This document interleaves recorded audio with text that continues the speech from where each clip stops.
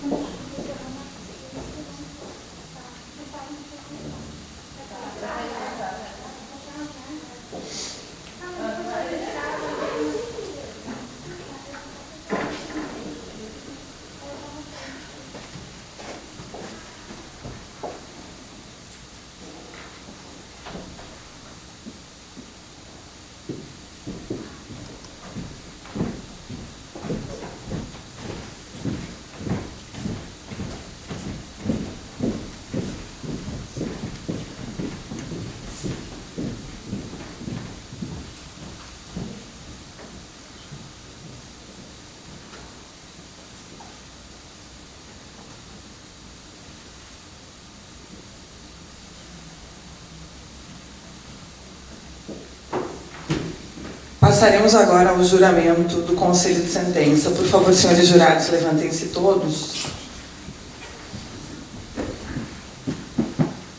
Senhores jurados, em nome da lei, concito-vos a examinar com imparcialidade esta causa e a proferir a vossa decisão de acordo com a vossa consciência e os ditames da Justiça.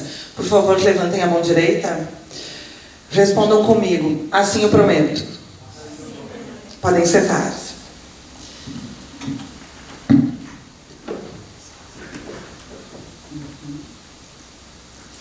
Passaremos agora ao interrogatório dos réus. Por favor, senhora Caroline Rockenbach.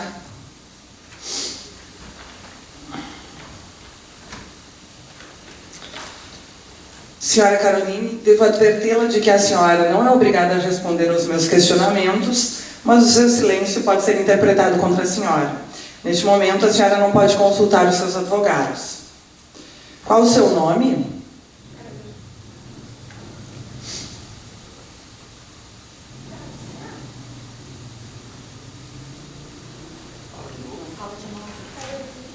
Posso? Pode ajudar.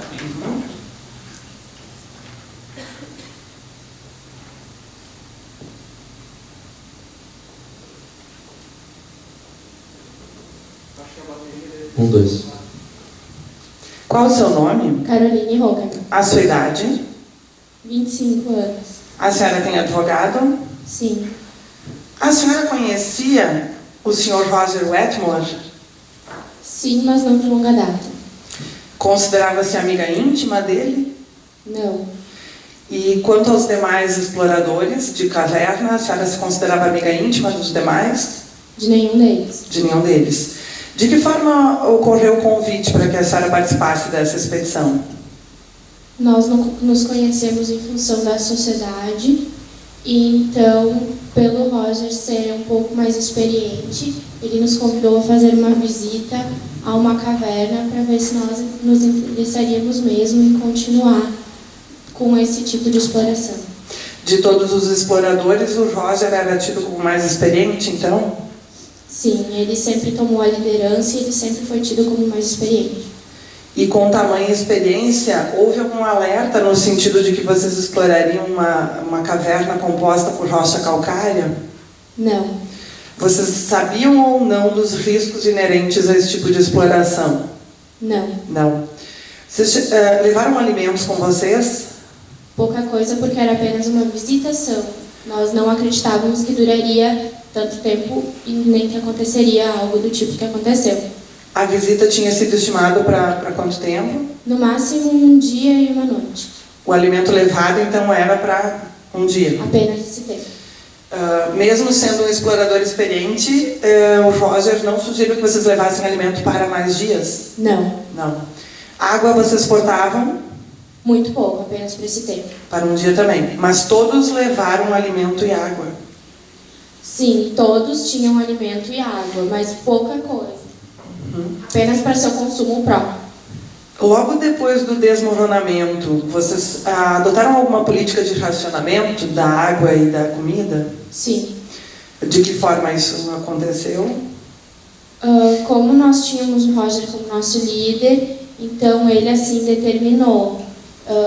Nós passamos a comer o mínimo necessário, um pedaço muito pequeno de uma barra de cereal, uma outra coisa, primeiro as frutas, para que não estragassem, e a água de 3 ou 4 goles, o mínimo necessário realmente por dia.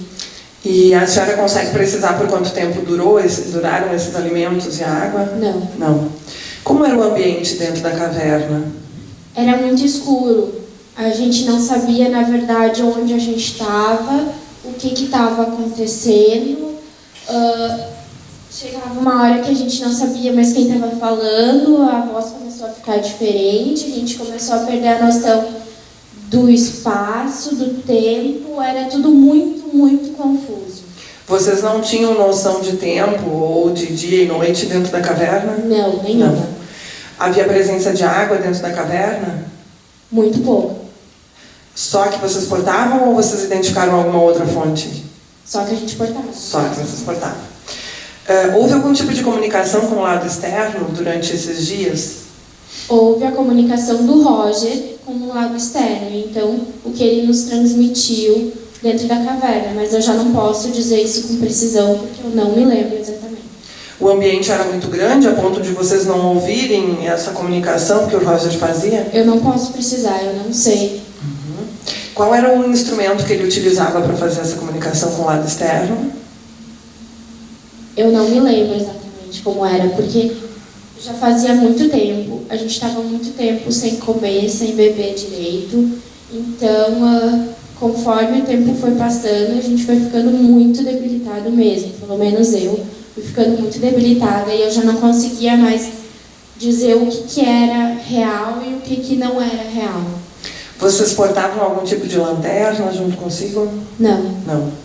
Então, iluminação não havia alguma dentro da caverna. A senhora consegue me narrar os fatos que aconteceram na noite em que Roger Wedmore foi morto? Não. A senhora ouviu algum barulho, algo acontecendo, algo de diferente? Na verdade, não.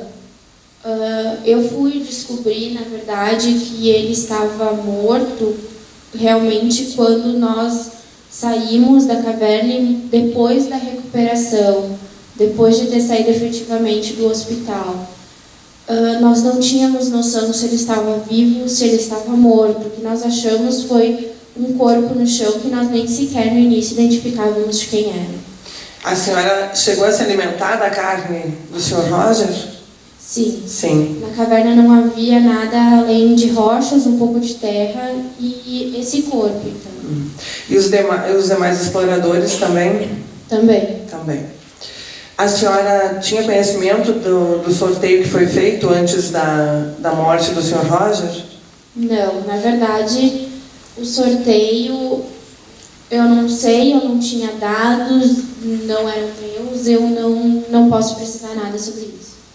Logo depois de sair da caverna, a senhora tomou conhecimento da existência desse sorteio? Não. Não. Depois de sair da caverna, a senhora passou por algum tratamento psicológico? Depois de sair da caverna, sim, fui levada para o hospital para primeiro tratamentos médicos, já que eu estava muito desnutrida e muito debilitada, e depois por tratamentos psicológicos. Ainda estou passando. Ainda vem passando. Psicológicos. Ok, me dou por satisfeita por enquanto.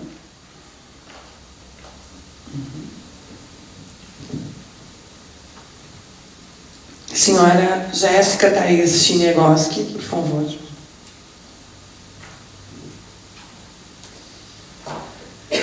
Senhora Jéssica, devo advertê-la de que a senhora não é obrigada a responder às minhas perguntas neste momento, mas que o seu silêncio pode ser interpretado contra a senhora.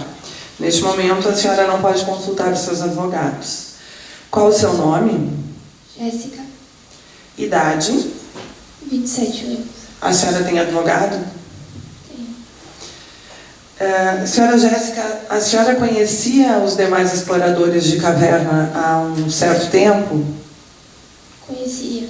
Considerava-se amiga íntima de algum deles? Não. Qual era a sua relação com o Sr. Roger Wetmore? Ele era apenas o mais experiente que nós, o resto. E a senhora fazia parte da Sociedade Espeleológica há quanto tempo? Fazia pouco tempo. Considerava-se experiente? Não. Quem era considerado mais experiente ou quem possuía mais experiência dos exploradores? Roger. Somente o Roger, os demais eram inexperientes nesse processo. Houve algum alerta por parte deste, no sentido de que vocês explorariam uma caverna composta de rocha calcária? Não. Vocês foram alertados sobre a possibilidade de desmoronamento desse tipo de rocha? Não. Não. O que aconteceu no dia do desmoronamento?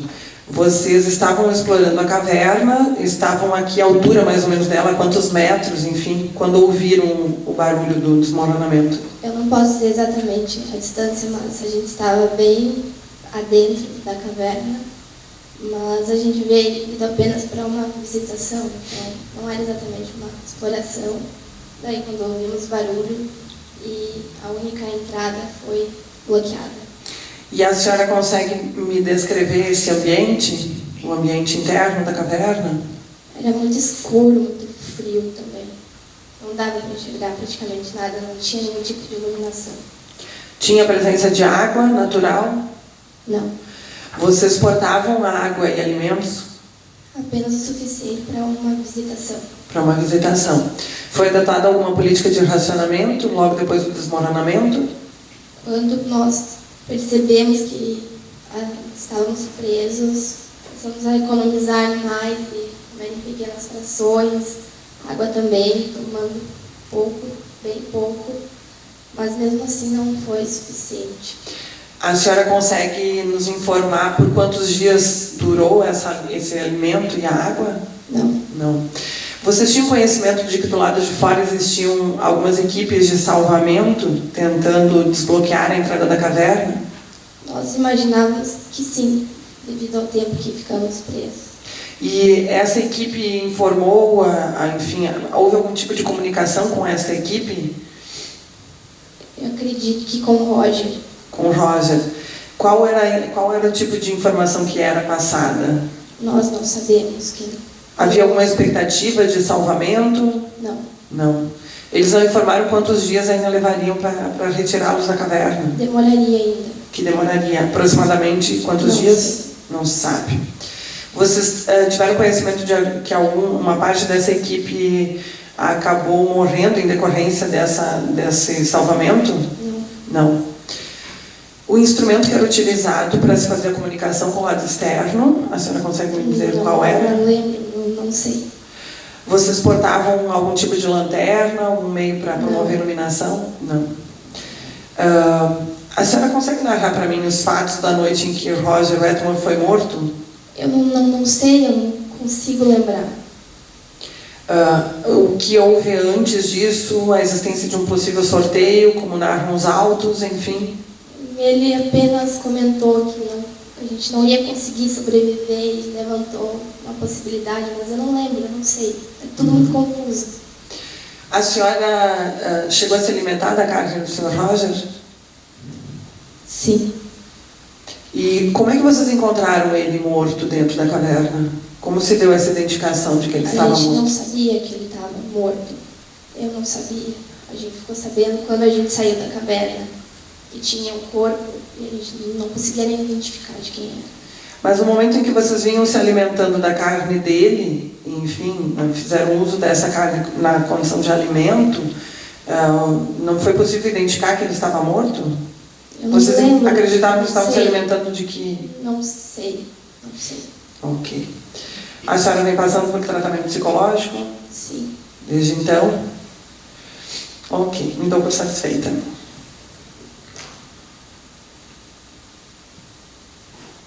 Senhora Carla Roberta Feijó Pereira, por favor. Senhora Carla, devo advertê-la de que a senhora não é obrigada a responder aos meus questionamentos, mas o seu silêncio pode ser interpretado contra a senhora. Neste momento, a senhora não pode consultar os seus advogados. Qual o seu nome? Carla, A sua idade? 27. A senhora tem advogado? Sim. A senhora fazia parte da Sociedade Espeleológica há quanto tempo? Pouco tempo. Quanto, aproximadamente? Poucos meses. Alguns meses. Considerava-se experiente nesse processo? Não. Não. Algum dos membros era tido como experiente? Sim. A senhora foi alertada dos riscos da exploração de uma caverna composta por rocha calcária? Não. Não. Vocês tinham conhecimento da possibilidade de desmoronamento desse tipo de pedras? Não. Foram informados sobre a quantidade de alimentos que deveriam portar durante essa expedição? Pouco alimento para não carregar muito peso para um dia só. Pouco alimento. E logo depois do desmoronamento, houve alguma política de racionamento?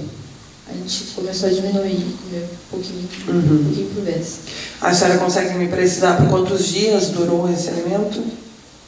Não durou nem 10 dias. Nem 10 dias. E a senhora tinha conhecimento da existência de equipes de salvamento do lado externo da caverna? Não. Que tentavam resgatá-los? Não. Da morte de alguns desses membros em decorrência do resgate? Não. Não. Havia algum tipo de comunicação com o lado externo? Que o Roger nos falou que tinha entrado em contato, mas não entrou em detalhes. Vocês se encontravam presentes no momento dessa comunicação do Roger com o lado externo? Não estava perto dele, estava muito confusa, muito fora de mim. O ambiente era tamanho a ponto de não permitir que vocês ouvissem essa comunicação? Sim. E a senhora consegue me descrever como era esse ambiente dentro da Era um caverna? ambiente escuro, úmido, estava frio e é isso. Vocês tinham alguma noção de tempo dentro da caverna? Não tinha. Noção de dia e noite? Não, era também. muito escuro, não tinha como ter a luz do dia. A senhora tomou conhecimento da existência de um possível sorteio para decidir quem de vocês deveria morrer para servir de alimento para os demais? Não. Não. A senhora não presenciou nenhum tipo de sorteio, então? Não. E a senhora ouviu alguma coisa ou consegue me narrar o que aconteceu na noite em que Roger Wetmore foi morto? Não me lembro. Eu não tenho consciência de como estavam as coisas dia a dia lá. A senhora não viu nenhum barulho estranho naquela noite? Não. Não. Eu passava a maior parte do tempo quieta, não tinha consciência do que estava acontecendo realmente. Vocês dormiam próximos ou separados dentro da caverna? Próximos. Próximos. E mesmo dormindo muito próximos, não foi possível ouvir nenhum tipo de barulho, enfim, Não. naquela noite em que Roger foi morto. Como é que a senhora descobriu que o Roger estava morto? Depois, quando já estava no hospital. Quando vocês saíram dali. A senhora chegou a se alimentar da carne dele? Sim. E se alimentou da carne dele, sabendo que esta carne era do Roger, que era seu conhecido? Eu comia a carne, mas não sabia do que era e de quem era. Uhum. Todos os demais também fizeram uso dessa carne? Sim. Também se alimentaram? Sim. Ok. Estou satisfeita.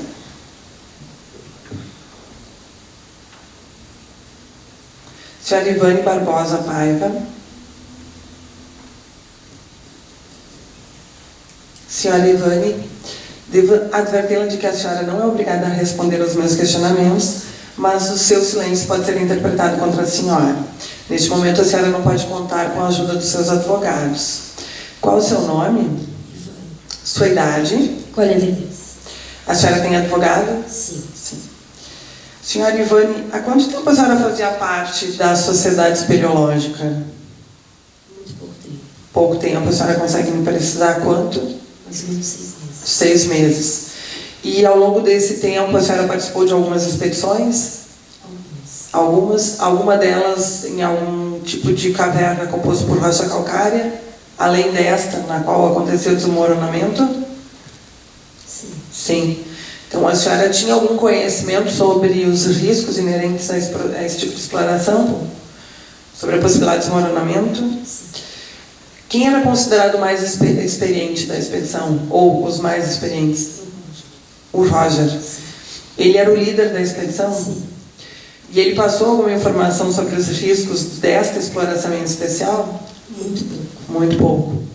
Quantos dias vocês pretendiam permanecer dentro da caverna? Apenas 2 dias. Um dia. E para isso levaram quanto alimento? Apenas o necessário. Necessário para um dia. Para ficar nesses 23 dias que nós tínhamos que ficar.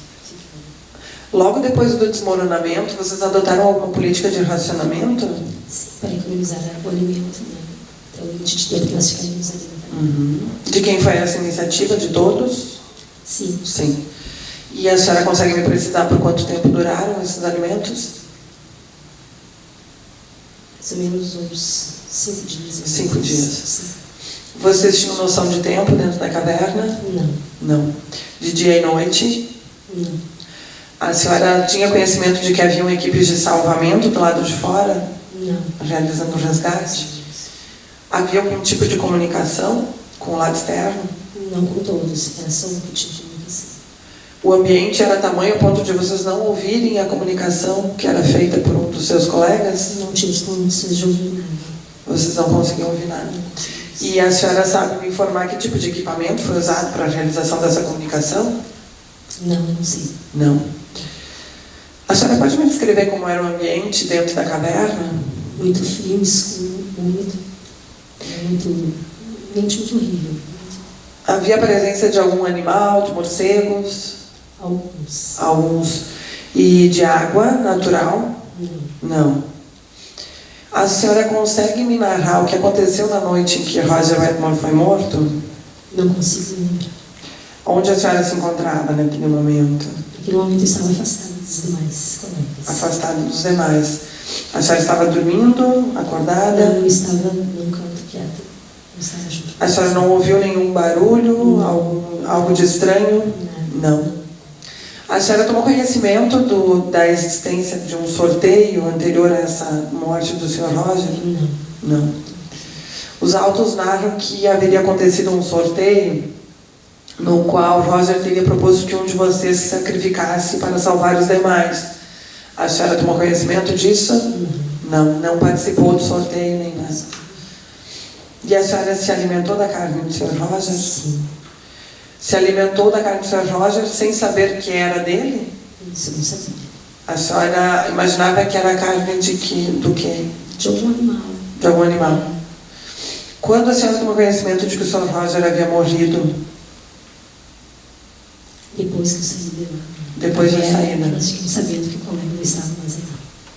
E vocês, entre vocês, além do Sr. Roger, vocês se comunicavam? Não. Não. Vocês permaneciam isolados? Isolados. Dentro da caverna? Ok, me dou por satisfeita.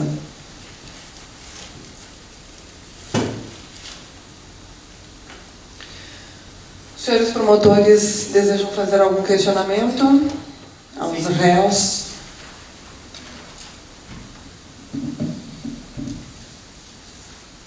Primeiramente, eu quero dar bom dia à senhora meritíssima, ao corpo de jurados aqui presente e demais senhoras e senhores.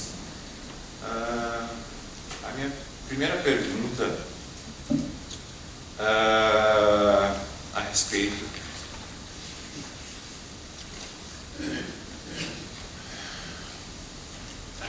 respeito dos acontecimentos ocorridos no interior da caverna é que como vocês, réus, como esses réus, estavam no 20º dia dentro da caverna a fazer interpelações quanto à posterior responsabilização judicial sobre o ato odioso que estavam prestes a cometer, se estavam tão perdidos no tempo, perdidos e confusos no tempo e no espaço.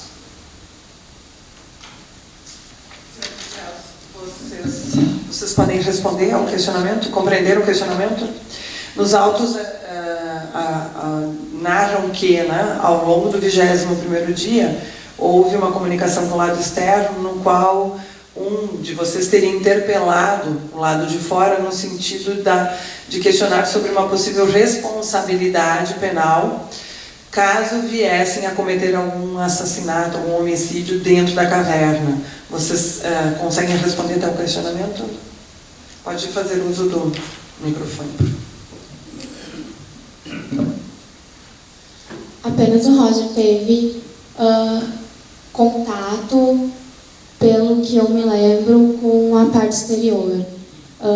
São coisas muito vagas, porque na parte que eu estava, não se ouvia o que ele falava, não se entendia o que estava acontecendo ali.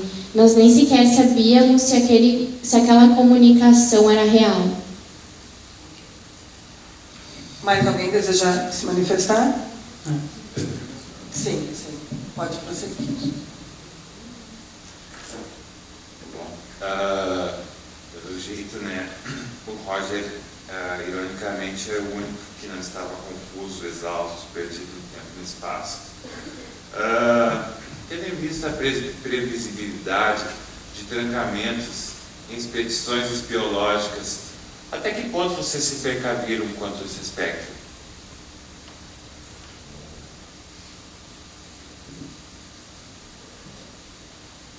Como todos aqui já citamos, não tínhamos experiência nenhuma. A única coisa que nos foi passado foi o que Roger falou, e ele falou pouca coisa. Então, a gente foi preparados suficientemente para uma visita.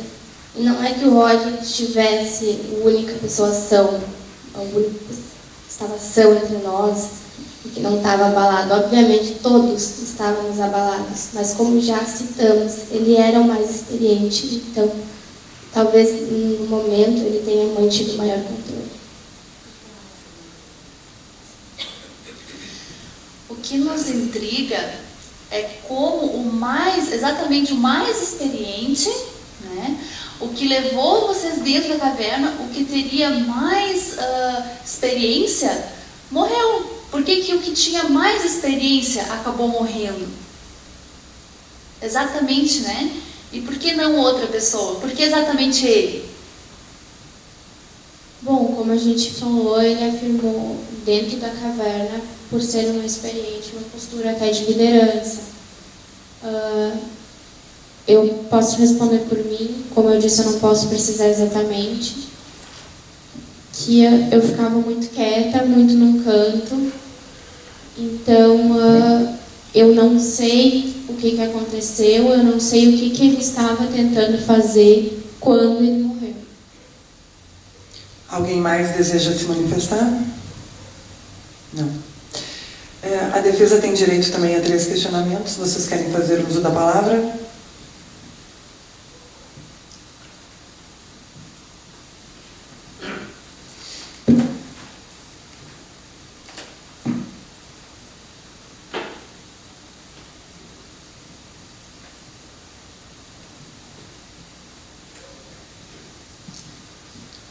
Excelentíssima senhora juíza, colegas, senhores jurados. Estamos diante de um caso que mobilizou a sociedade. Eu lembro que neste momento só é possível a realização de 3 questionamentos para os réus, caso vocês decidam utilizar tal direito. Sim. Eu precipitei.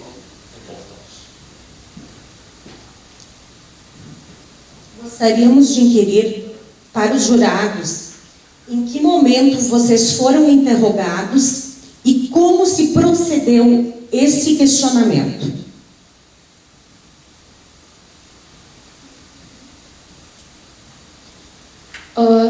Na verdade, não foi propriamente dito um interrogatório.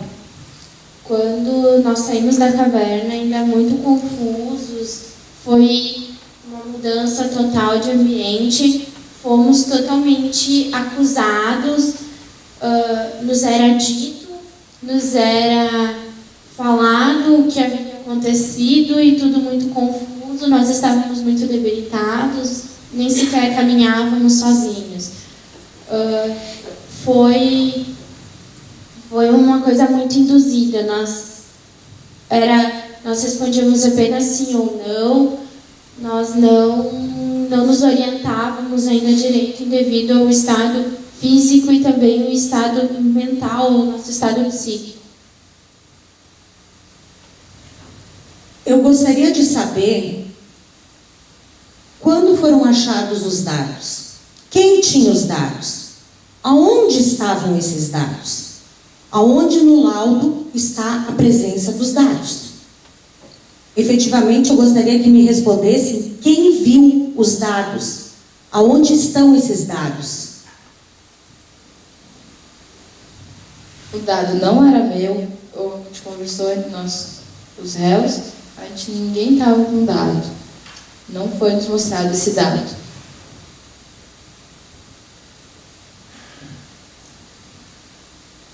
Com relação à alimentação, eu gostaria de perguntar, foi levado efetivamente o quê? Uma barra de cereal por pessoa? 1 litro de água por pessoa? Eu gostaria que vocês me quantificassem um sanduíche, um pacote de bolacha, efetivamente qual era a ração média que foi levado para essa visitação específica.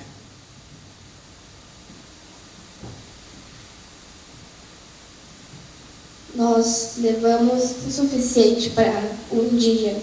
A quantidade que cada um levou, eu não sei, mas a gente levou o suficiente para ter para o dia. Tanto é que se esgotaram rapidamente. Eu levei 2 barras de cereal e 2 garrafas de água.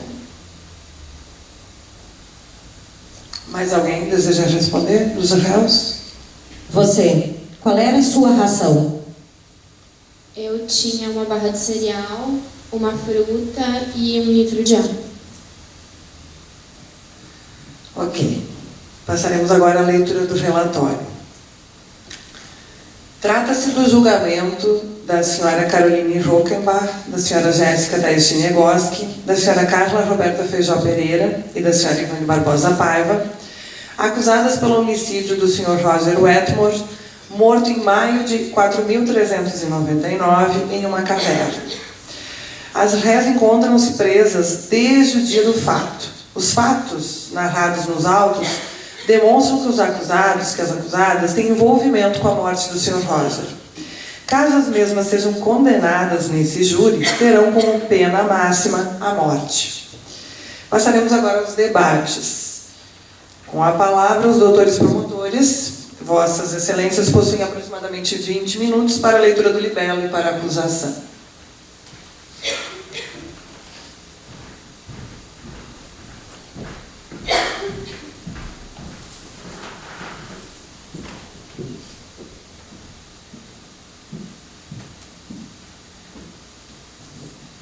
Meritíssima juíza de direito, nobres colegas do Ministério Público, nobres causídicos e caríssimos membros do Conselho de Sentença, senhoras e senhores aqui presentes.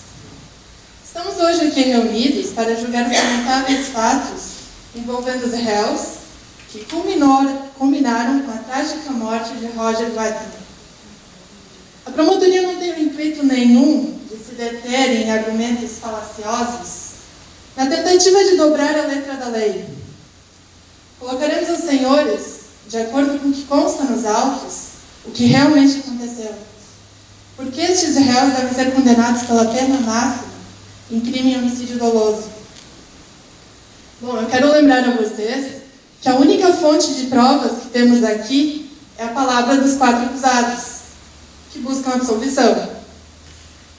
Bom, de acordo com o interrogatório, temos muitas examinadas de contradições. No processo consta que havia um contrato que fora feito entre os réus e Roger, um contrato. Bom, esse suposto contrato, a característica dele é a bilateralidade, pela manifestação volitiva de ambas as partes. Cabe ressaltar que Roger abriu mão desse contrato porque ele queria salvar a vida dos seus companheiros, dos seus amigos. Uma cláusula que desobedece uma lei imperativa de ordem pública e que fere o conjunto de princípios que constituem as diretrizes do comportamento social é ilícita, o que torna o contrato não apenas inválido, mas criminoso. A lei define claramente: quem quer que prive outrem da vida será punido com a morte. Caríssimos jurados, vocês estão aqui porque foram escolhidos, porque representam pessoas de bom senso, bom discernimento, capazes de tomar uma decisão sábia. Os membros da defensoria tentarão confundi-los. Alegarão que não regia sobre o Wetmore e os réus o direito positivo, nosso ordenamento jurídico, mas sim um suposto direito natural. Alegarão que os acusados estavam em estado de necessidade, o que justificaria o homicídio. É um absurdo alegar aqui qualquer alusão às teorias do justnaturalismo, que não tem aplicabilidade nenhuma neste caso. E eu afirmo, senhoras e senhores, estes homens não estavam em estado de necessidade. O estado de necessidade ele se configura quando houver dois ou mais bens intangíveis em perigo, e um deles tiver de ser sacrificado, ante a impossibilidade de se proteger ambos. Porém, convém ressaltar que o Estado lutava pela vida não dos 4, mas dos 5 exploradores. Eles buscaram reforços no resgate, buscaram ajuda financeira para salvar os 5, não os 4. Estes homens, sem dúvida, sairiam da caverna. Um indivíduo adulto e saudável, ele pode ficar até 20 dias em completa abstinência de comida, desde que haja água. Bom, a acusada disse que só tinha água para um dia. Entretanto, com 3 dias a pessoa estaria morta. Então, como é que ela está viva aqui? Isso quer dizer que não tinha água para apenas um dia, mas para mais dias. Bom, neste caso, então, com esses 20 dias, na condição de que haja água, eles sobreviveriam e não sofreriam danos irreversíveis. Isso acontece porque o nosso corpo ele guarda uma reserva energética. Em seguida, começa uma suave forma de canibalismo interno. O nosso organismo ele consome as próprias proteínas, desmontando tecidos e órgãos.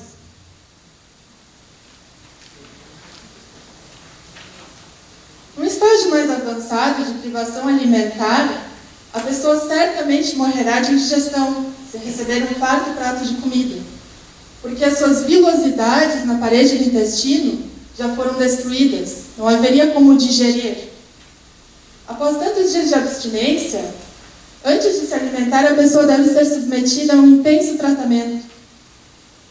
A medicina registra casos em que homens sobreviveram 30, 40 ou até 50 dias, sem ter ingerido nada de comida, apenas água. Em geral, a morte é inevitável após 60 dias. Não sou eu que afirmo, são estudos médicos. Eu repito, em 60 dias a morte é inevitável. Eu cito o caso do grevista irlandês Max Winney, que resistiu 74 dias sem se alimentar. A falta de proteínas e vitaminas acarreta distorções terríveis, atrofia muscular, cegueira, mas eu não vejo nestes réus nenhuma dessas consequências. O organismo de ambos digeriu a carne crua de Roger, o que quer dizer que não estava tão debilitado como afirmam. Senhoras e senhores, estudos médicos que afirmam que após 60 dias a morte é inevitável. Eles estavam na metade deste prazo, nem na metade quando assassinaram Roger. Os acusados agiram em exercício pleno de suas capacidades mentais, dotados de razão, capazes de discernir entre o certo e o errado, precipitação assassina ou solidariedade. Não agiram por instinto, debateram, deliberaram, premeditaram e o pior de tudo, arbitrariamente tomaram uma decisão que lhes trouxe nefasto destino. E neste momento estão sendo chamados e responsabilizados por suas decisões errôneas, eivadas de dolo e crueldade. Nenhum desses homens mataram o Roger, estavam no estado de necessidade quando mataram o Roger. Por todos estes argumentos expostos, a promotoria pede a condenação máxima aos réus em julgamento. Obrigada.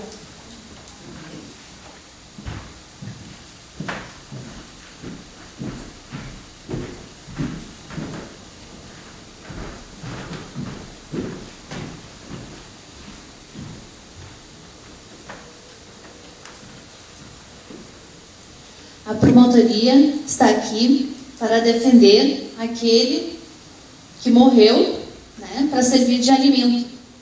Né? Vendo tantas contradições, vendo tanta coisa que nos deixa confusos, entendemos que pode ter havido uma premedição na morte de Roger. Por quê? Primeiro, houve o desmoronamento da caverna. Isso não é comum. Não é comum. Pode ter havido uma causa que a gente até agora não tem conhecimento, mas pode ter havido um desmoronamento causado, sendo que a única vítima poderia ser quem? O Edmore. Então, o que pode ter acontecido? Nesse desmoronamento, todos podem ter ficado presos, e nessa angústia de ter dado errado, pode ter havido ali uma premonição de uma morte, como seria antes de entrar na caverna. Né? Eles já entraram lá dentro com a intenção de vitimar o Sr. Roger Edmore. Sendo que, nessas contradições, vemos que, com muitos dias, isso tem que ser muitos dias sem alimento, a pessoa começa a ficar debilitada, ter visões, o que não é o caso deles.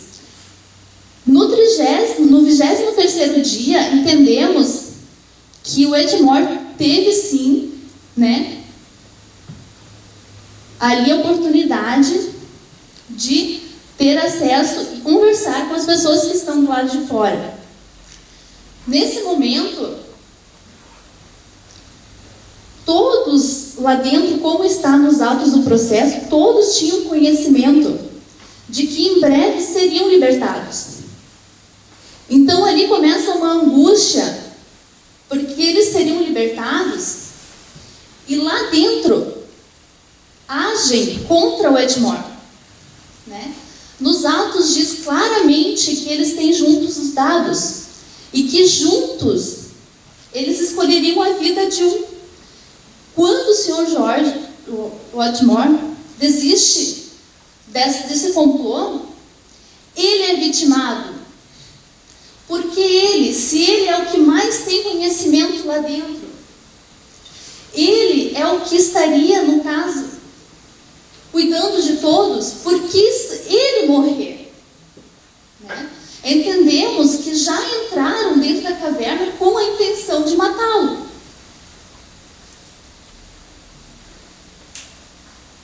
Os dados existiram, estão nos autos dos processos. A única coisa que Roger diz sobre quantos dias levariam para ser resgatados e quantos dias precisariam, quantos dias resistiriam sem alimento. Então, quando ele desistiu, não levou-se muito tempo, eles resolveram matá-lo. Por quê? Por que não esperar mais dias? Por que tão rápido? Isso está nos autos do processo, não é que a gente está dizendo. Eles sabiam do que estavam fazendo. Eles sabiam. Eles não estavam ilúcidos, eles não estavam delirando, eles sabiam, alguém ia morrer. E eles escolheram o Edmore. Por quê? O que levaria eles, né, a querer a morte de um homem? Pessoas que não têm muito conhecimento, o que estavam fazendo lá dentro da caverna se não tinham conhecimento de exploração? Por que estariam lá? Não é comum uma caverna desmoronada, nada, não é comum. Não. E o porquê de tantas contradições, né? Quando foi colocado nos autos do processo, eles sabiam o que estavam dizendo. Eles sabiam, né? E agora não sabem mais nada? Mas como assim? Né? Então entendemos que eles já entraram como assassinos. E sabendo que logo seriam resgatados, não teriam muito tempo para agir. E ali seria a forma deles serem inocentados. No momento, chego eu a pensar, será que comeram a carne dele mesmo? Ou será que só mataram o Edmond? Não podemos deixar isso impune. Estamos aqui para representar aquele que não pode estar aqui para se defender. E não podemos deixar isso impune. O Edmond tinha família, tinha filhos, que vão pensar que o próprio pai de família morreu para servir de alimento. Não podemos deixar assim. A promotoria ainda usufrui de mais tempo. Quer fazer uso da palavra?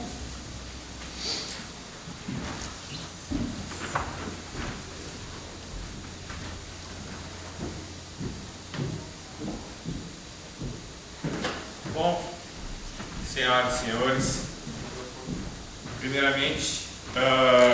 Por favor, doutor, se você puder fazer uso do microfone. Então fala bem alto. Bom, senhoras e senhores, primeiramente gostaria que remontássemos ao fato principal que nos traz a este embate: a morte de Roger Wetmore. O depoimento dos acusados deixa claro que alguém está mentindo, pois todos se alimentaram do infortunado Roger. Porém, ninguém assumiu a súbita, repentina e criminosa morte entre o 20º e o 23º dia. Essa seria a mais provável arma do crime. Me parece adequada quanto à empunhadura? Será pontiaguda suficiente para esmigalhar o crânio? Quantas pauladas seriam necessárias? Fizeram isso sozinho ou com mais gente? Até que ponto chega a criatividade humana para matar outro ser? Seja um grande genocídio ou isolados numa sala subterrânea. Jogaram Roger Wetmore sob estalactites pontiagudas? Afogaram-no rapidamente? Ou, quem sabe, foram mais brandos? Somente o asfixiaram? Não por acaso, o mesmo efeito da forca. Há milênios de anos atrás, 12 de fevereiro de 2011,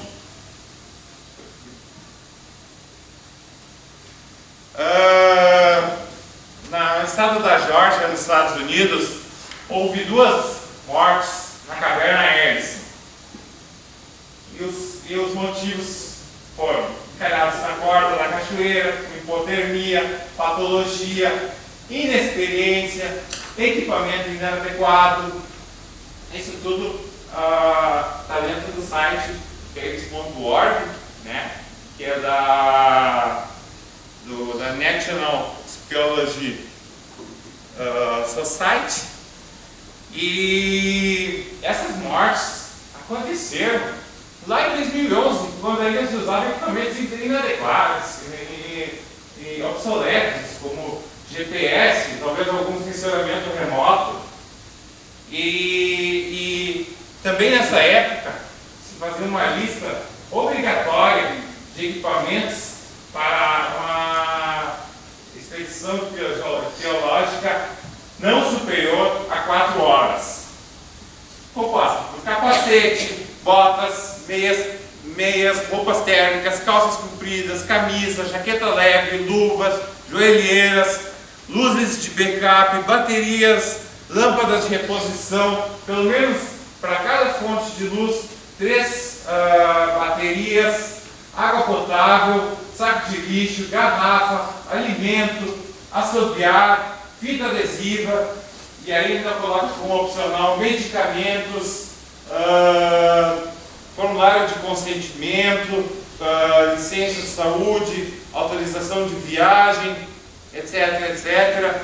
Kit de primeiros socorros para uso, explorador, mapa, bússola e anotar saídas de emergência.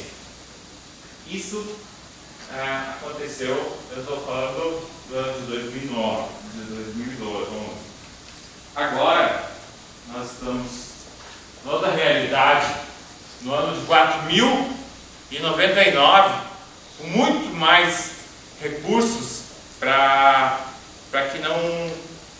que não ocorram óbitos em expedições espeleológicas.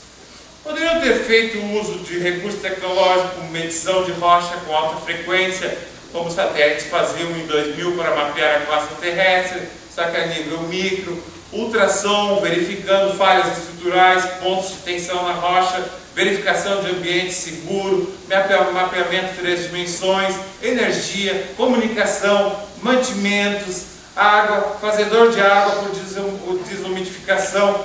Afinal, é raro ver cavernas inexploradas, e mesmo nas exploradas morre gente há milênios, justamente pelos motivos alegados por essa promotoria. O dolo pela inépcia, falta de preparo, inexperiência, como o próprio nome do clube amador diz, e isso dá a eles a condição de homicida. Eis aqui, senhores, de amadores a homicidas. Muito obrigado. Com a palavra, os senhores defensores, vossas excelências possuem aproximadamente 20 minutos para a defesa.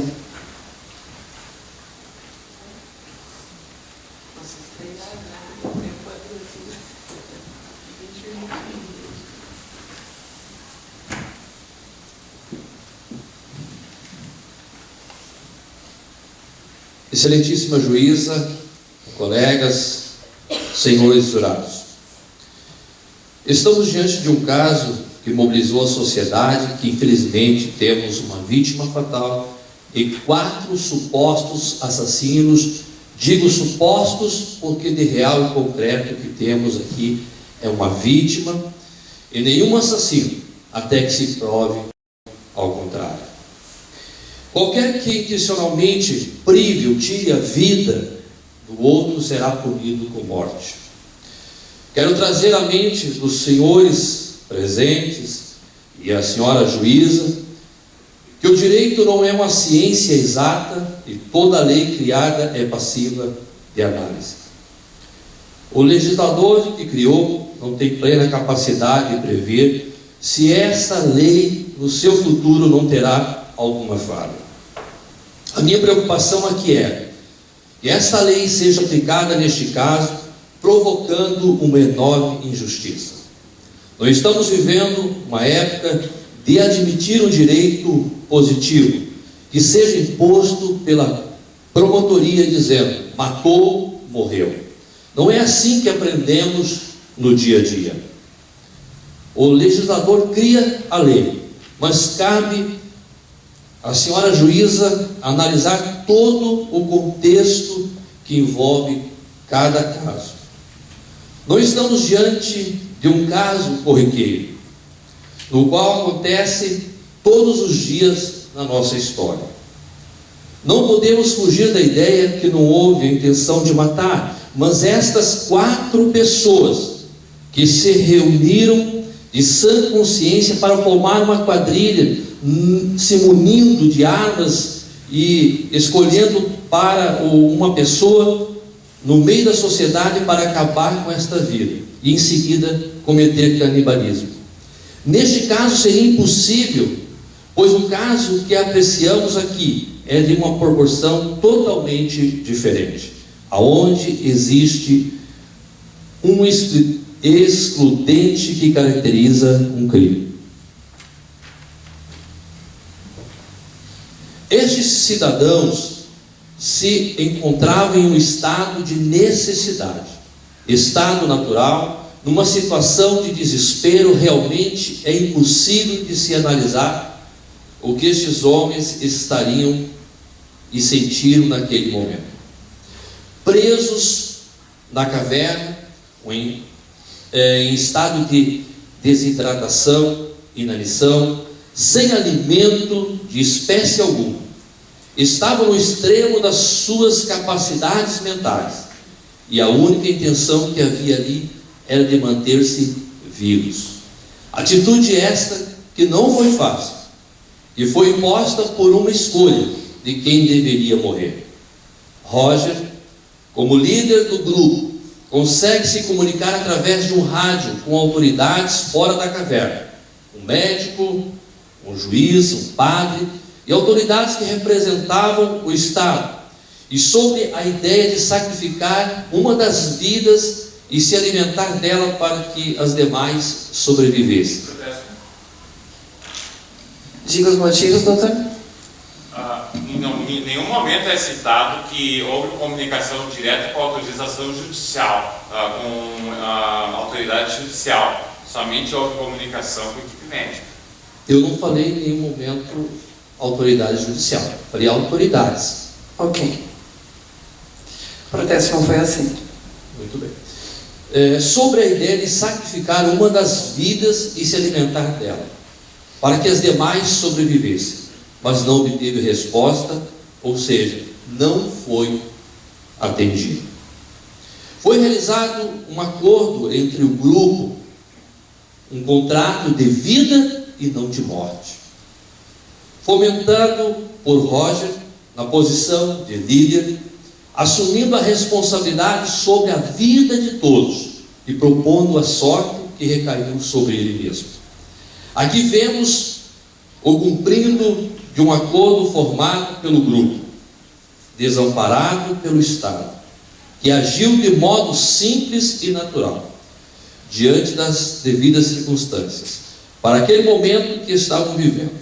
E a única certeza que tinham naquele momento, naquela caverna, era a certeza da morte. Condenados todos estavam, quando o Estado se calou pelas indagações feitas por estes homens.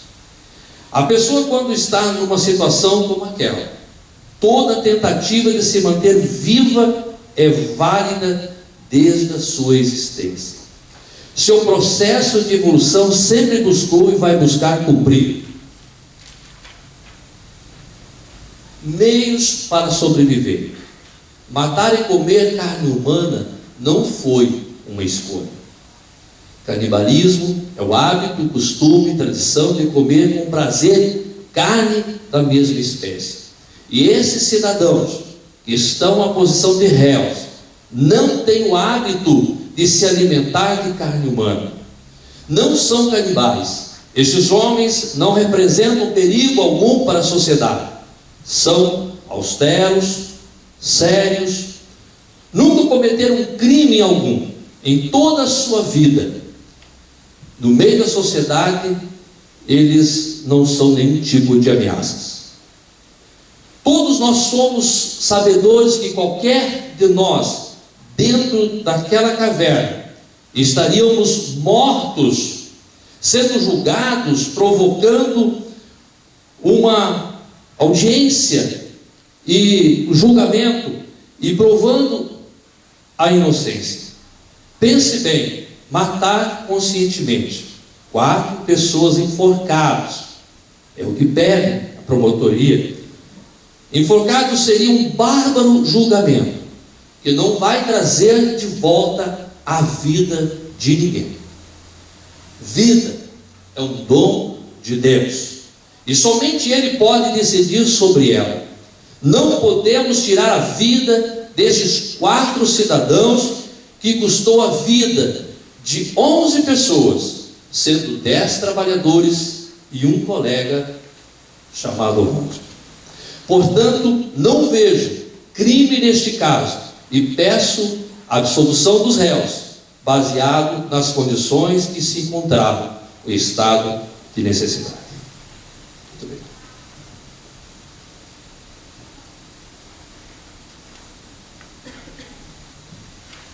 Caros jurados, o caso dos exploradores, por mais que estivessem dentro do território estatal, consequentemente sob seu poder, estavam fora do alcance da sociedade. Estavam presos não somente em uma caverna, mas dentro de uma situação de medo e necessidade. Seu único contato social era o rádio. Mas o Estado, ao invés de aproveitar o instrumento como meio eficiente de comunicação, fez dele um instrumento de silêncio, pois das perguntas e pedidos feitos pelos exploradores, poucas foram respondidas e quase nenhum atendidos. Em estado de extrema necessidade, no qual se viam as portas da morte do desconhecido, no momento em que sentiam o cansaço e a dor da falência lenta de seus corpos, como podiam ser racionais? Deve-se lembrar que nenhum deles estava em estado normal de consciência.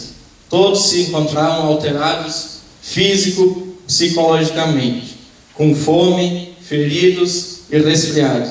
Sentiam-se solitários e largados pelo mundo que conheciam.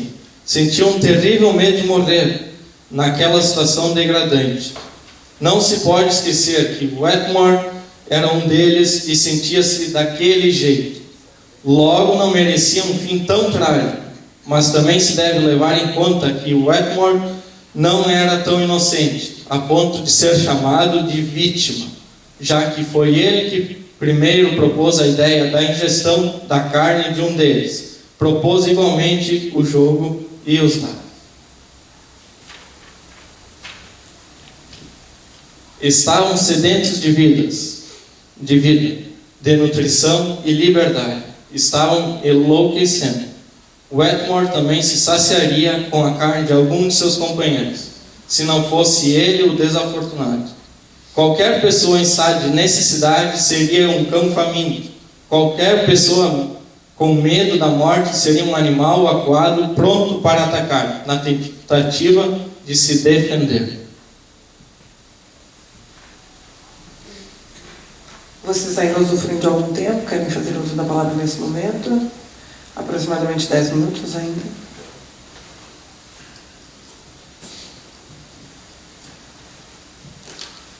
Excelentíssima promotoria, senhores jurados.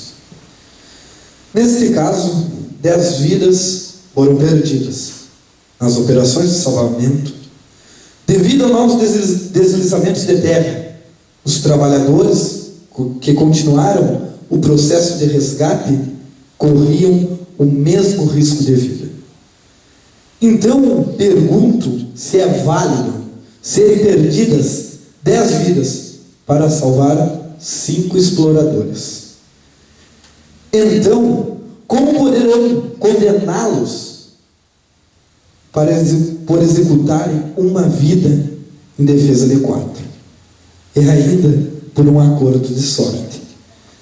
Será que nossa lei, nossa legislação tem o poder de penetrar até o interior desta caverna e impor sobre essas pessoas que, quando famintos e amontoados, apenas prezaram por suas vidas?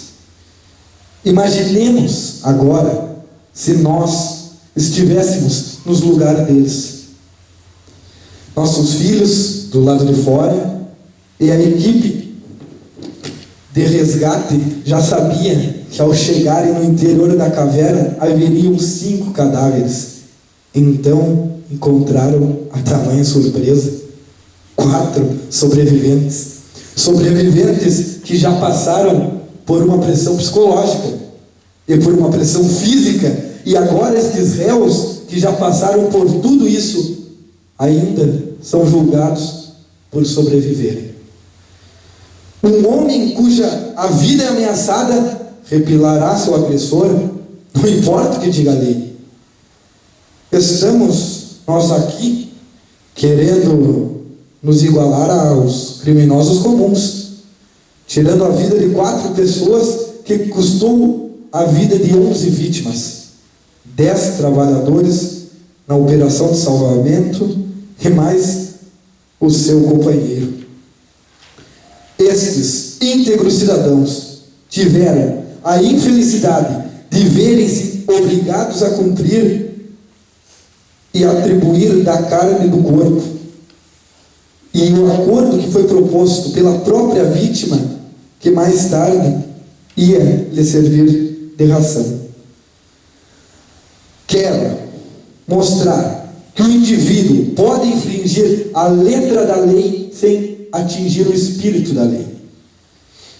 Alerto vós que eles apenas seguiram as regras de um tratado firmado. Foi proposto pela própria vítima. De tal acordo foi dado ciência às autoridades que se faziam presentes durante a operação de salvamento, como o colega Fernando colocou, e que este, sobre a qual ninguém quis manifestar-se quando foram indagadas, portanto, dando consentimento ao acordo. Por omissão, ou seja, quem cala, consente. Não vejo a menor possibilidade de que, com a absolvição destes homens, abra precedentes, porque ninguém entra em uma caverna preste a desmoronar, sabendo antecipadamente, premeditando alimentar-se com as partes do corpo de um de seus companheiros de jornada. O que ocorreu foi uma infeliz calamidade que ninguém deseja que se repita. Então, não podemos corrigir um erro cometendo um erro maior ainda, porque condenar estes homens à forca, se podemos fazer justiça, entendendo que já foram exemplarmente punidos pelas circunstâncias que os levaram a cometer tal desatino debaixo daqueles escombros, onde todas as condições lhe foram desfavoráveis, faltou-lhe mantimentos, água, luz e talvez até o oxigênio já estivesse prestes a esgotar-se, provocando possíveis alucinações. Sendo assim, peço a absolvição de nossos clientes para se dizer: aqui se fez justiça. Obrigado. Doutores promotores, querem fazer uso da faculdade da réplica? Vocês terão aproximadamente 20 minutos para tanto.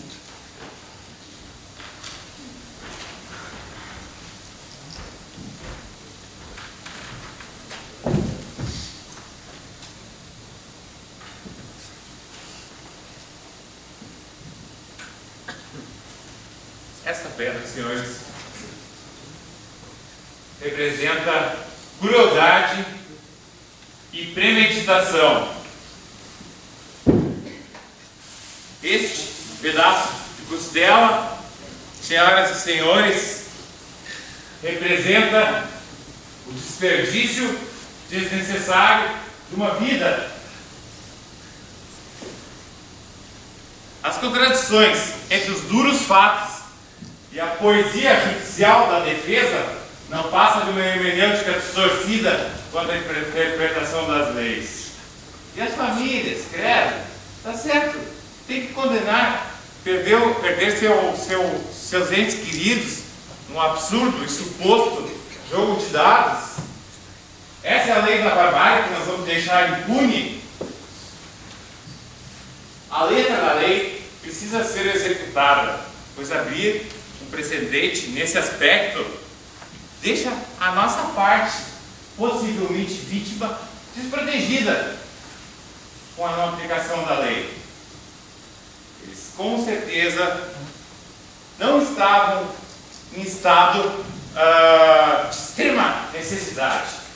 Eles poderiam ter esperado mais alguns dias para tomar essa decisão que os traz a este tribunal.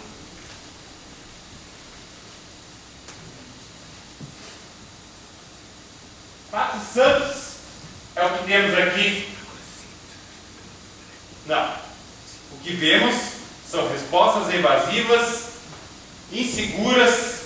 Todos afirmam não terem agredido Roger Wetmore, agora morto, com claro interesse em ocultar a dura verdade dos fatos. Os 4 afirmaram ter comido a carne do Wetmore. Os 4 afirmaram não saber o que tinha acontecido com Roger Wetmore. Como se explica essa contradição?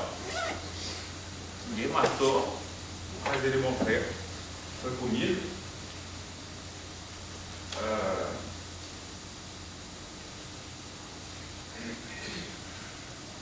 O justo naturalismo só poderia ser aplicado a silvícolas absolutamente isolados da civilização, onde o braço da lei não alcança, o que não é o caso desses homens, que se encontram em estado absolutamente civilizado, acima da média, ouso dizer. O que vai se transformar nesse caso, se nós absorvemos essas 4 pessoas? Vai se transformar um relatório da National Speleology Society, com data do acidente, aqui o nome do Roger, o acidente, análise das principais causas,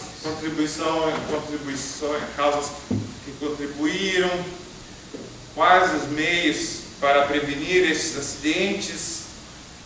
Podem olhar o relatório, com a absolvição desses réus. A única coisa... Protesto! Sustente o protesto, doutora. Estava demorando. Sustente o protesto, por favor.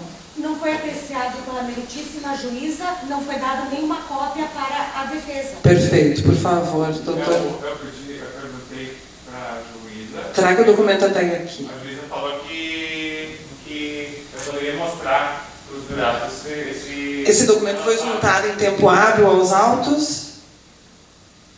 Foi juntado em tempo hábil aos autos? Sim, sim. Por favor, doutores.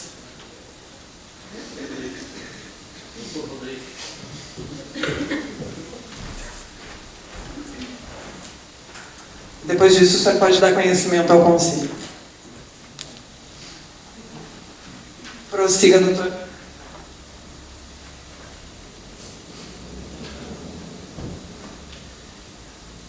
Bom,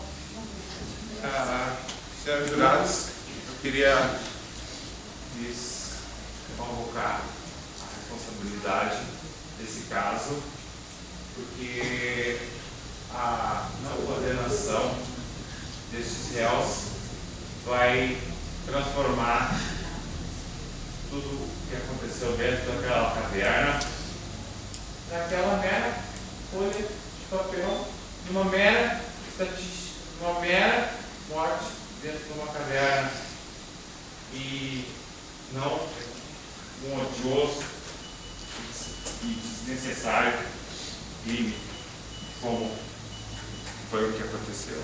Obrigado.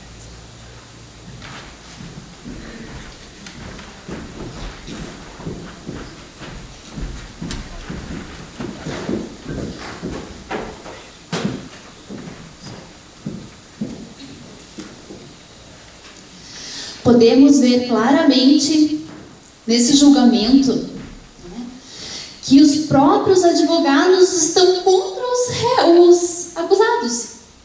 Podemos ver claramente quando dizem: logo Wetmore não merecia um fim tão trágico.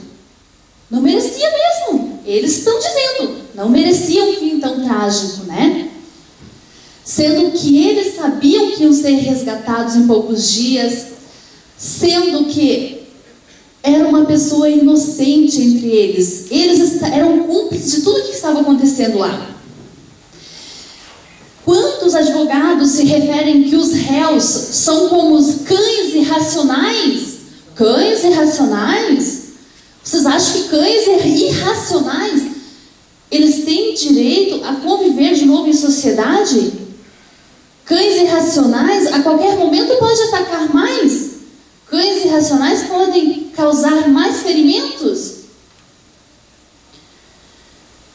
Como os advogados mesmo dizem, foi um erro. Foi um erro eles terem matado, e eles disseram que mataram, os próprios advogados estão falando que mataram, hein? Viu? Falaram que mataram, né? E questionam ainda que morreu mais 10 vidas por eles. Mais 10 vidas morreram por eles. O que eles fizeram? Mataram mais um. Por que não esperar entre eles o primeiro que morresse? Por quê? Se tem 5 pessoas, obviamente as 5 não morrem às 5 horas e 5 minutos do dia tal. Um morre após o outro, certo? Então o que acontece? O primeiro, nem se morresse 2 não faz mal. Se morresse 2, né? Essa é a lei natural. Deixar que um morra atrás do outro ou todos juntos. Mas se morresse um, então que se alimentassem daquela carne, mas não somos contra. Não somos contra isso. Somos contra ao que vitimou o Edmore. Certo? O advogado deles também diz que são possíveis alucinações. Ele disse aqui, possíveis alucinações. Eles não estavam alucinados, são possíveis. Ele mesmo diz isso. Então, nós, a promotoria, nós dizemos, foi um assassinato cruelmente premeditado. Morto, como? Não sabe. Comer, um diz que comeu, outro diz que não comeu. Então, assim, ó, estamos aqui defendendo, então, que o Edmore foi morto da pior maneira possível, contra 4 pessoas sem o direito de se defender. Sem o direito de se defender. Não deram esse direito a ele. Né?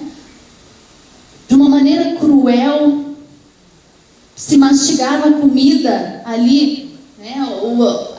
A carne dele tinha carne humana. Para você arrancar um pedaço que seja mastigar, tem que ter muita força. E eles alegam não ter força, alegam estarem em ambiente que não reconhecem mais, na escuridão. Na escuridão você pode morder. Por que eles não estão mordidos? Por que eles não se morderam um aos outros? Por que morderam só o Edmore? Por quê? Por que morderam só? Se estão lá no escuro, não sabem o que está acontecendo, todos vão num só?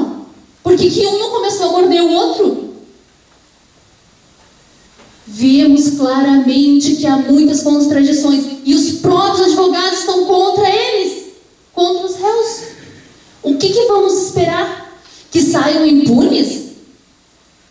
Sabendo que eles iam ser resgatados? Cometeram essa crueldade. E a gente nem sabe se o Edmore estava morto quando começaram a morder ele. A gente não sabia se ele estava realmente morto. Então, que raiva foi essa que fez com que eles viessem a matar o Edmore? O que ele fez para esses homens? Para essas pessoas? O que ele fez? É isso que a gente quer saber. O que ele fez para causar isso nele? Né? Assassinos, sim. Cruéis, sim. Não podem ficar impunes. Passa a palavra. Obrigada.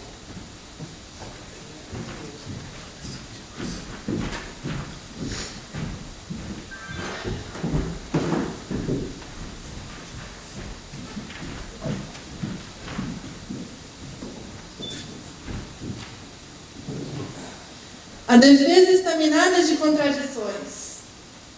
Alegam que os réus não estavam no exercício pleno de suas capacidades mentais, mas como se explica que durante 3 dias debateram a respeito da morte de Roger? O advogado alega que foi feita uma escolha, alega a existência de um pacto, mas todos os réus negaram que participaram deste pacto. Está minada de contradições a defesa. E além disso, este pacto, que dizem, Roger abriu mão dele para salvar a vida de cada um de vocês. 10 operários foram mortos, sim, mas para salvar os 5, não os 4. Eu peço aos jurados que se coloquem no lugar da família de Roger, que foi punida 2 vezes. A primeira, pela morte de Roger. Mas a segunda, pela impunidade da lei. Se a gente não aplicar a lei, se eles não forem punidos, a família de Roger será punida pela segunda vez. Eu peço a vocês, e se fosse com o pai de cada um de vocês, vocês não iam buscar ajuda no ordenamento jurídico, buscar justiça? Sabe?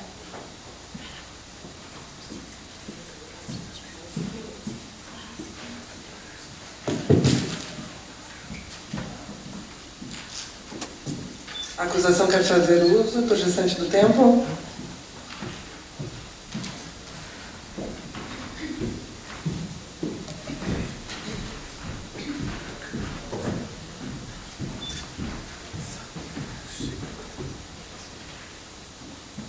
Senhores jurados, a minha colega da promotoria concluiu brilhantemente a dupla condição que vai se encontrar a família ao perder um ente querido e a não aplicação da lei, a impunidade e realmente a lei é dura, né? Dura lex, sed lex, mas todos os fatos, todos os depoimentos, as palavras dos próprios defensores, a insegurança dos réus ao responder as perguntas da meritíssima, o fato de que nenhum deles alega ter sabido sequer que a carne era de Roger Wetmore, mas ele morreu de forma. Não sabemos. Por que não sabemos? Porque eles estão escondendo algo, obviamente.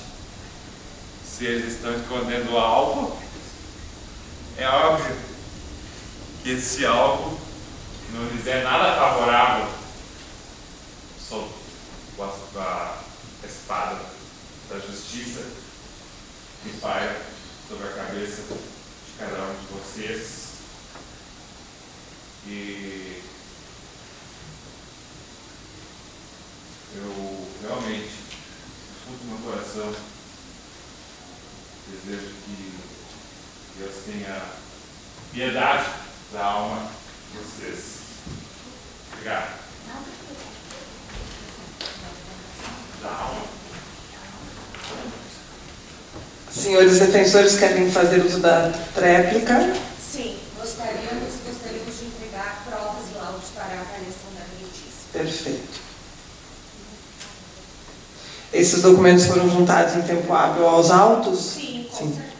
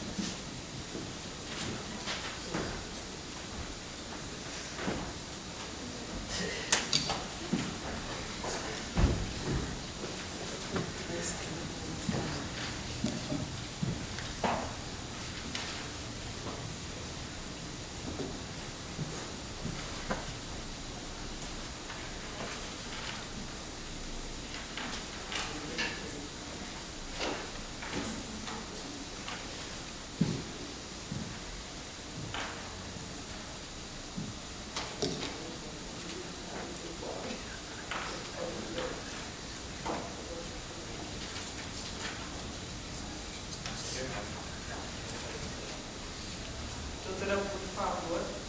Pois não? Se aproxime aqui. Como? Existe aqui um laudo, parecer psicológico,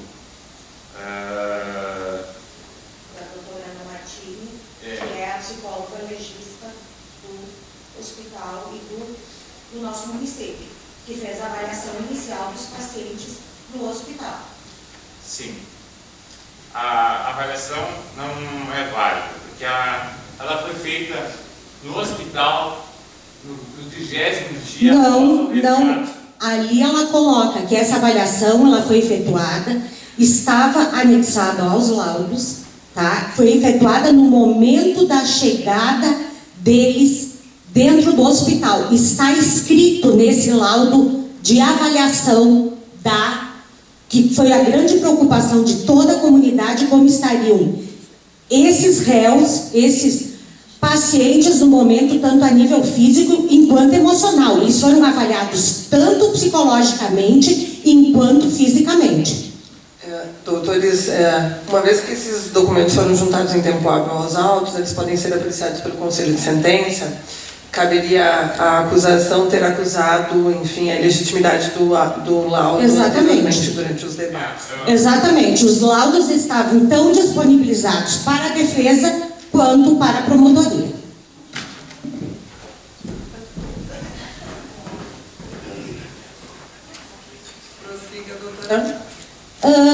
Eu acho que até agora a gente viu uma visão bem tranquila com relação à parte do direito, à parte legal, à parte da avaliação da defesa, da avaliação dos nossos colegas da promotoria.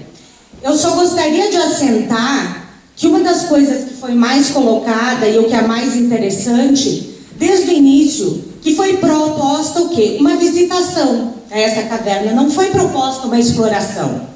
Então, como os caros colegas da promotoria colocaram, é óbvio que eles devem ter uma bola de cristal e nós não, né? Porque qual é o ser humano que para fazer uma visita de um dia ou de um final de semana vai se precaver para levar alimento para no mínimo 30 dias? Vamos fazer de conta assim, um cacetinho por pessoa, 1 litro de água por pessoa, são 5, são 450 cacetinhos para passar um dia. São 450 litros de água para passar um dia. Onde entra a grande experiência de Roger Wetmore? Por favor, doutora, responda. A grande experiência dele se deu no fato dele convidar para fazer uma visitação.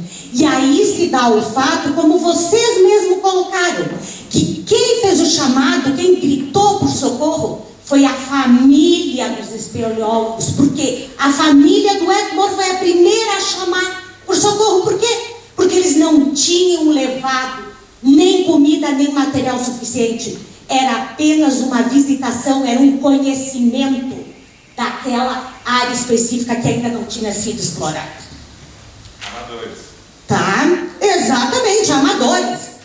Tá? E outra coisa que se coloca.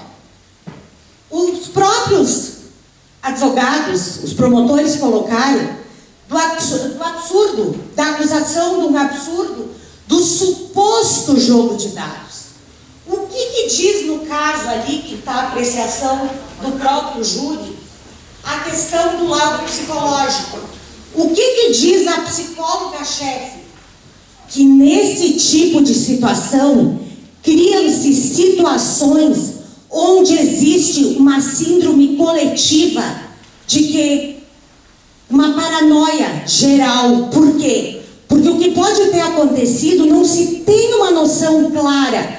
Efetivamente o Roger morreu, diz a nossa amiga da promotoria, que eles criaram um complô para dinamitar, para desabar em cima de todo mundo e consequentemente todo mundo morrer. Era isso que ela sugeriu. Então,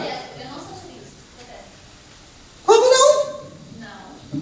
Mas eu não sugeri que todos morressem, mas que a ordem natural que morresse o primeiro. Por que matar o Wetmore? Doutora, quer responder ao protesto? Não, porque os próprios jurados ouviram, eu não preciso questionar isso, tá? O que a gente vai colocar aqui, tem que ficar muito bem claro, é a questão do laudo na necrópsia. Gritam, berram que o João Roger foi assassinado. Foi? Não foi. Não é o que diz o laudo da necrópsia. Acompanhe esse raciocínio comigo. Quem fez esse laudo foi o perito legista da União, Dr. João Odebrecht. O que ele diz aqui? que o corpo apresenta múltiplas escoriações compatíveis com arestas de rochas e pequenos hematomas em áreas adjacentes. O que são escoriações? São arranhões. O corpo mostrava marcas de abrasão, principalmente em áreas tibio-fibular, que são as áreas de canela, tá? As canelas, a musculatura anterior e posterior de ambos os membros inferiores, então de ambas as pernas. Observaram-se escoriações mais severas no decúbito lateral esquerdo da face femoral. O que indica isso? Que ele estava mais arranhado do lado de cá, sobre a coxa esquerda. O que se alegava também? O que ele alega? O que ele visualizou quando ele avaliou o corpo? Que do mesmo modo observavam-se mesmas escoriações no cotovelo esquerdo, apresentando também hematoma na articulação coxo-femoral esquerda, principalmente a nível do osso ilíaco. Ele tinha um grande roxo nessa área, em cima desse osso.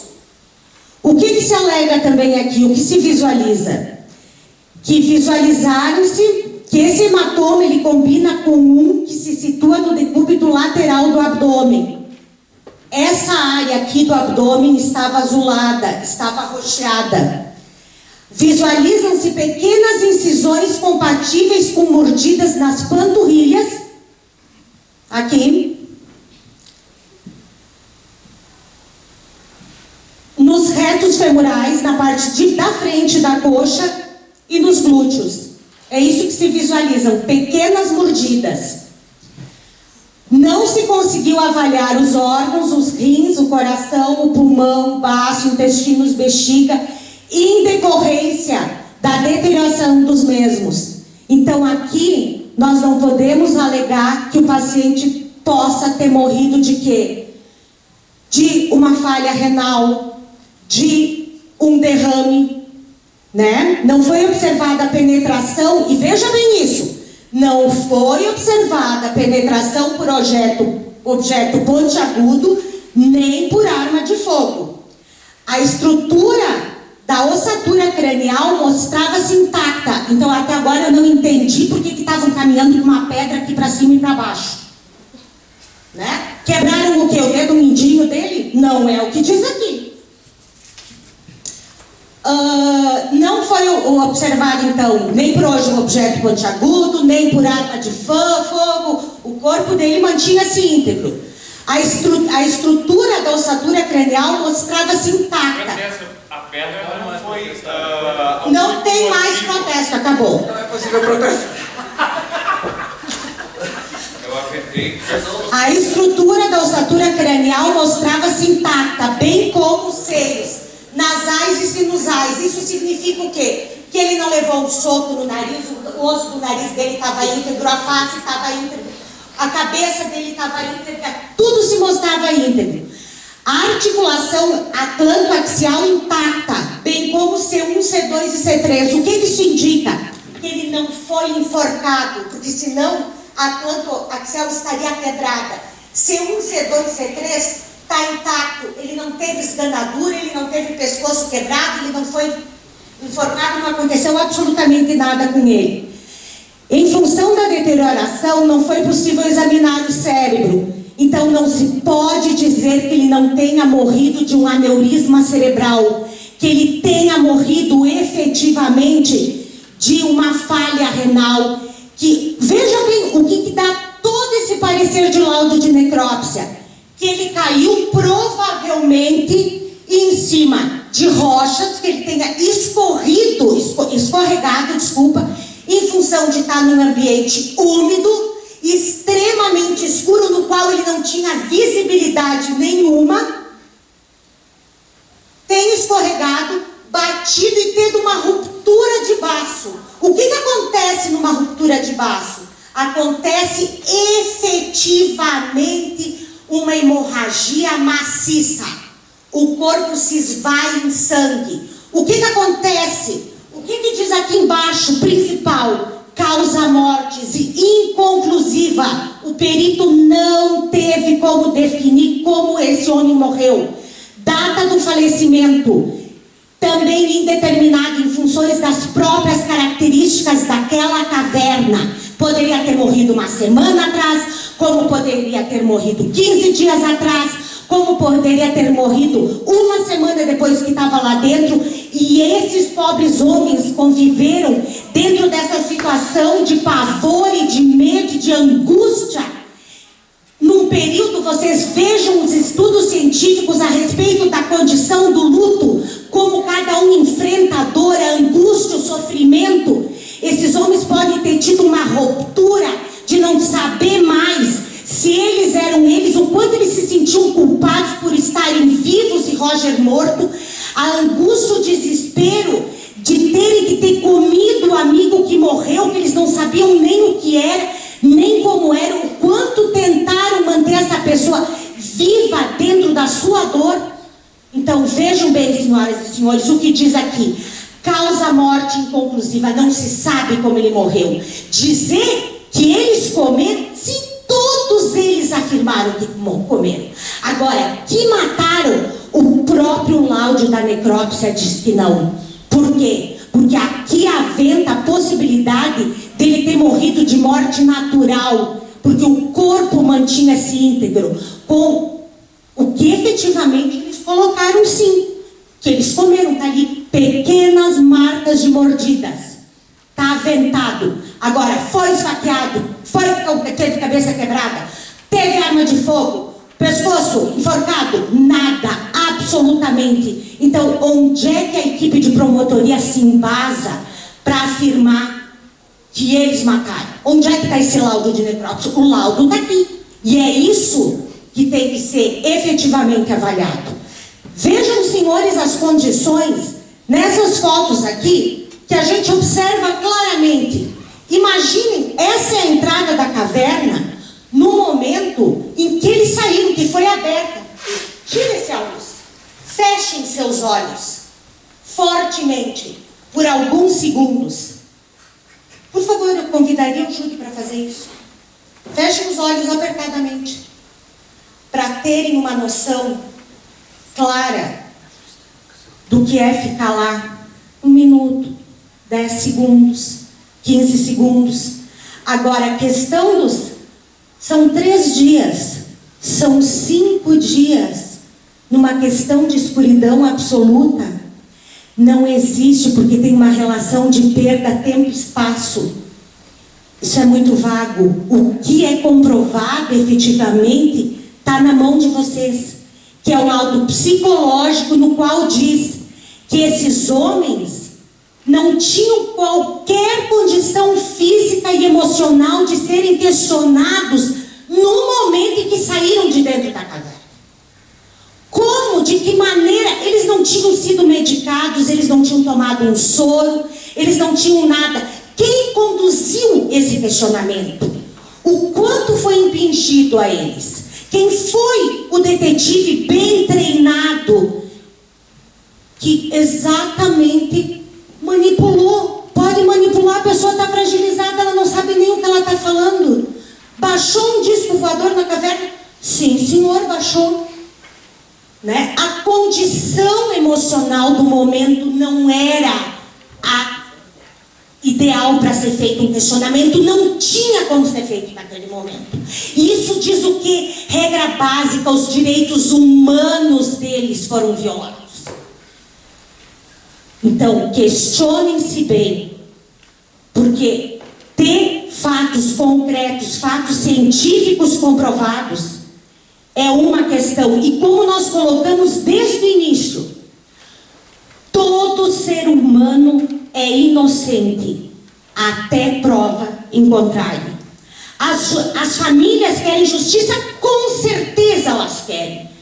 Principalmente a família dos réus. Porque os 11 que morreram, como foi colocado, 10 deles a gente tem que se lembrar que eram bombeiros ou que eram voluntários e que efetivamente eram pessoas que sabiam dos riscos envolvidos naquele tipo de situação. Eles sabiam, eles não estavam lá obrigados, eles estavam voluntariamente ou foram contratados e eles sabiam disso. Roger morreu? Sim, morreu Mas pelo que se vê pelo laudo, provavelmente de causa natural. Não tem nada que comprove o contrário. Está aqui. Foram tirados já deles o direito à defesa, eles foram violados, os direitos humanos dele foi simplesmente jogado no lixo desde o início. Pedimos gentilmente ao júri que pense profundamente no que viu e no que aconteceu, porque esses pobres homens já foram condenados e julgados pela sociedade sem os fatos estarem plenamente esclarecidos. Agradecemos a paciência de todos vocês e nosso muito obrigado. A defesa dá-se por satisfeita com a tréplica? Sim. Bom, questiono os senhores jurados se estariam os senhores habilitados a julgar ou se precisam de mais algum esclarecimento. Estão aptos a julgar? Passo a ler o quesito que será posto em votação na sala secreta. Os jurados responderão se os réus devem ser condenados ou não pelo assassinato do Sr. Roger Wetmore. Por favor, senhora oficial, conduza o conselho de sentença até a sala secreta.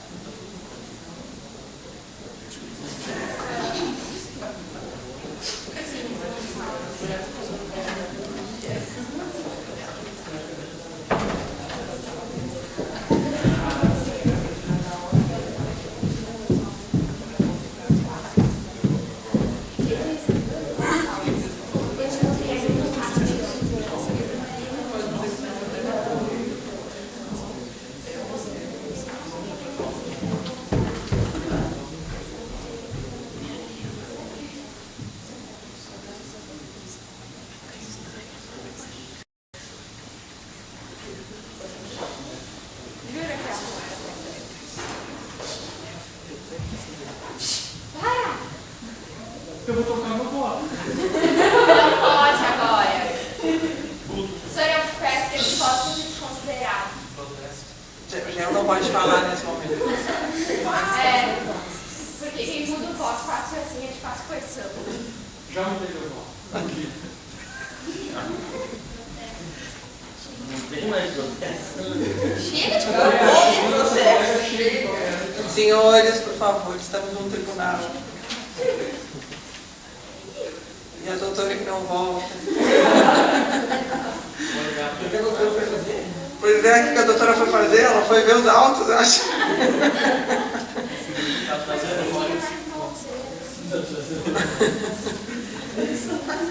Entrada triunfal, com os olhos atrás.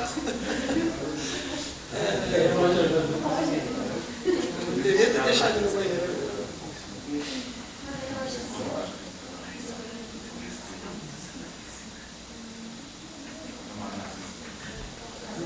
Aí eu vou fazer a leitura, eu vou fazer. Cada trabalho.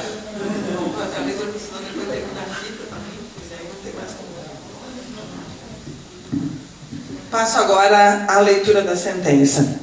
Por 4 votos a 3, os réus foram absolvidos. Agradeço aos senhores jurados a presença e cumprimento do dever. Os senhores jurados estão dispensados.